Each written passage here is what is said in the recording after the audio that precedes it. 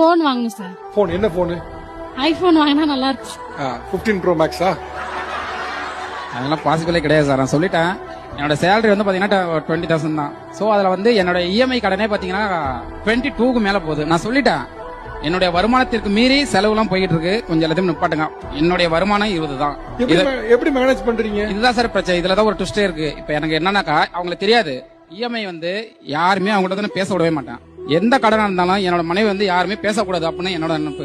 ஏன்னா என்னுடைய வாழ்க்கையில வந்து நான் கடனே இல்லாம ஒரு வாழ்க்கையை வாழணும் தான் நான் வாழ்ந்துட்டு இருந்தது. ஆனா அவங்க என்ன பண்ணாங்கன்னாக்கா, ஒரு அடுத்தவங்களை பார்த்து கடன் வாங்குறது, குழுவுல லோன் வாங்குறது, இந்த மாதிரி எக்கச்சக்கமா இழுத்துட்டாங்க என்ன. ஆனா இருந்தாலுமே நான் வந்து ஒரு பினான்ஸ்ல வந்து மேனேஜரா ஒர்க் பண்றேன். நம்ம வீட்டு வாசல யாரும் நின்றக்கூடாது அப்படிங்கிற ஒரே காரணத்தினால எனக்கு 20,000 சேலரி, மேல 22 பிளஸ் மொபைல் டிவி சேர்த்து கிட்டத்தட்ட ஒரு 26, 27 வந்துடும். எனக்கு 20,000 சேலரி வருதுனாக்கா, திரும்பி அடுத்த 5 தேதி 6 தேதியில அடுத்த மாசம் சேலரியில அட்வான்ஸ் போடுறேன். ஒரு 10,000 அட்வான்ஸ் கொடுத்தான்னு கேட்பேன். அப்புறம் அடுத்த ஒரு 15ஆம் தேதி இன்சென்டிவ்ஸ் சொல்லிட்டு ஒரு 5,000 கொடுப்பாங்க. அப்புறம் கன்வென்ஸ், பெட்ரோல் கன்வென்ஸ் சொல்லிட்டு இந்த மாதிரி வச்சு ரொட்டேஷன் பண்ணி அப்படியே மந்த் ரொட்டேஷன் ஆகிட்டா தான் சார்.